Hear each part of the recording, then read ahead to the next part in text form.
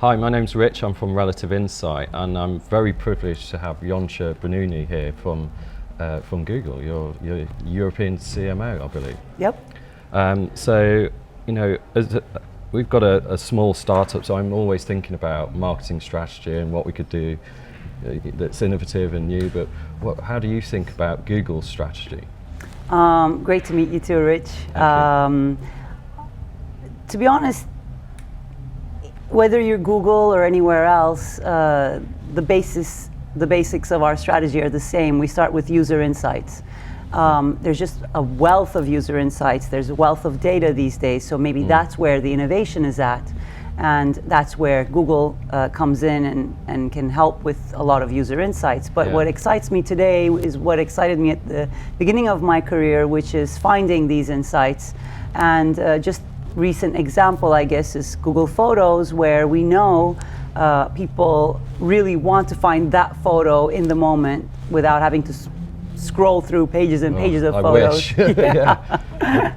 And also they don't want to run out of storage, which are two things that you can do with Google Photos. So two great insights, add some great marketing to that, stir, same old recipe. Yeah.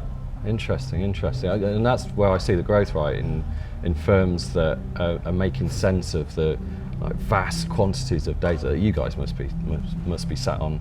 You know, I can't imagine how much data you have. It's huge, right? So what's working for you, and what isn't in that context? Firstly, we're very protective of our users' data and their privacy, and the data we have is with their permission. We have a place called My Account where they can go to and see what we have, and they can control where we've had 1 billion visits. So I just want to be very mindful of that. But having said that, when they do give us their permission, of course there is, and with programmatic these days, what's that's enabling is that we could then use great technology, ad serving technology, to give users, it's almost like it's not advertising anymore, it's information. When you're searching for something online, it's, you know, I find the word advertising almost not the right way to describe. It feels constrictive, right? It feels constrictive because it reminds you of the old days of, you know, you're watching a television and then something comes up and it wasn't relevant and you're not in the market for a car, but you're watching it. Whereas online, obviously everything is contextual and data driven. So it's almost useful information. So one of the obviously biggest things I'm excited about is programmatic and the vast scale it can provide, but the precision it can provide, that once that ad reaches the user, it's actually very helpful information tailored to them in that context. Another thing that excites me is bumpers, which is the 6-second ads on, say, on YouTube. And again, we're seeing a lot of success through our clients' work and my own work with those. And I think the days of let's develop this TV ad, then adapt it to YouTube or mobile, that's what's not working, is what I'm saying. I mean, it's flipped on its head it's now, really right? Flipped on. It's completely different. You know, mobile first. Yeah, exactly. Exactly. So that's interesting. So I'm also interested in, because I have this myself, in fact, you know, in a very engineering-led company, how do you navigate Google as a marketer? What are your tips? Yeah, you know what? I was 10 years at Unilever before, and it's a very marketing-driven company. And when I was going into Google, I was like, what's it going to be like working in this company that's very engineering and product-led? And I said, I'll just do a couple of years, and then, you know, we'll see. And that was 11 years ago. And the one thing I've noticed is, as long as you are the voice of the user and you understand the product really well, that's what marketing can do uniquely in any company, whether it's driven by this or that, you know, it's known for, let's say, it's engineering or product. And obviously, all the engineers and my product friends, they want to know what the user is thinking. They want to know how their product is doing really well against other similar products out there. So as long as we remain the voice of the user and have great communication strategies to get that news out there. Yeah. We're all trying to do the same thing, so the lines blur. But I don't think of marketing just as a megaphone of, here's a great product, everyone use it. Actually, marketing plays a hugely important role in what are the insights, what is it that this product's doing that's better than anything else out there, how can we talk about it in a way that's engaging. And when you come with that story to any product engineering, it's like you're all trying to do the same thing. Yeah, you're helping them as well as they're helping you, right? Yeah. I love that. I love that. So I'm told that you've educated 5 million people in digital skills in EMEA. Why have you done that? We have. We've trained 5 million people in Europe, Middle East, Africa over the last several years in digital skills. It's really, there was a point where we thought, how can we give back? And what is it that we can do uniquely that would be credible and fill a big need that perhaps nobody else is filling right now? And we looked at the numbers. 1 million jobs will be available by 2020 without the people with the skills to fill them. That was one statistic. So lots of jobs to be filled. The right skills to fill them aren't there, while there's a lot of unemployment. Yeah. In Europe. So we said, that's obvious. This is something it's like our bread and butter, digital skills. How to grow your business, how to start a business, or how to learn the digital skills that's required to keep your job. And so we said, let's invest, let's see how this goes. And it had so much interest, and obviously it's free. It had so much interest that we reached our targets way before we thought we would, and it kept growing. And now I think we talked about digital skills, but really what I want to say is jobs.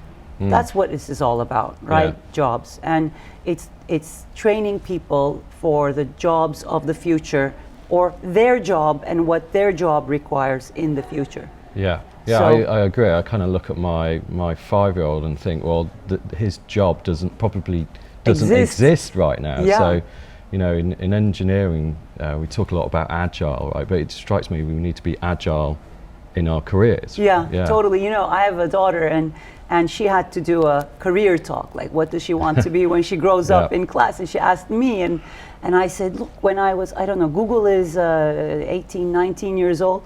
I mean, when I was 20, Google was not there. I mean, Google wasn't there. So she ended up saying, I don't know what I'm going to do in the future, but I just need to do my homework and study really hard right now. That was mommy helping with Brilliant. And so that skilling exercise, how has that impacted the brand at Google?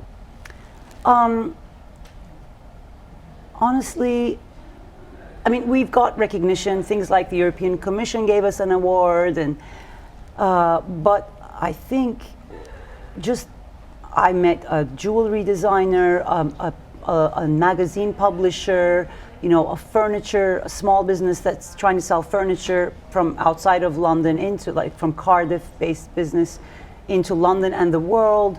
I think just seeing those people who really benefit from this, knowing that we are giving back to, and this is just in the UK where I'm based, but we do this actually it started in Spain and then in France, and now it's in, 30 different countries, and it's become a global project. I mean, just seeing those and then seeing that they're actually turning into jobs, that's what's keeping us going.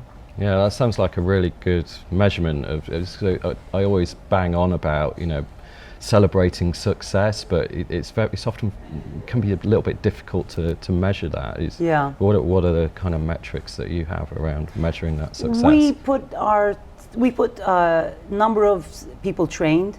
So we said we're going to train 1 million. That was the first pledge, and then it quickly became 2 million because we got to 1 million faster than we thought we would, and then and now we've reached 5. So it's been numbers of train. What we want to pivot to now is jobs, and that's a bit harder to do because how do you know that it's harder to measure or hold yourself responsible for. But it's a great question. I'm thinking a lot about it. I think we should measure ourselves in how many people we actually helped get in jobs. Right now, that's looking like 10 to 20% of the people going through training either keep their job or grow their small business, add jobs to their small business, or find a job through the digital skills training. Yeah. I'm trying to see how can we maximize that and put targets of jobs, but not there yet, so I don't want to jump the gun. And Yeah, fascinating stuff. So one question I'm really keen to ask you is, I get quizzed a lot about the sort of tension between creativity and data, and I think I don't think there is a tension. I think Yeah. data informs creativity, but I think there's a third element which is technology. So, how do you balance creativity, technology, and data at Google? yeah, I think we're a very data-driven company.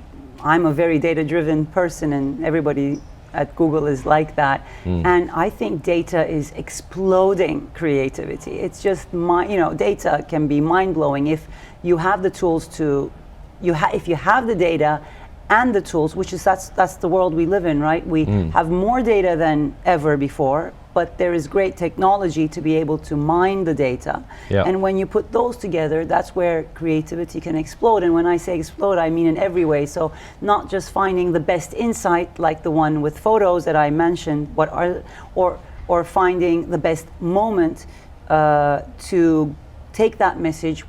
Let's say you are outside McDonald's, a client, and you are just getting an offer served that you'd actually be interested in just as you were passing it, let's say, but also with the creative, knowing what you're interested in.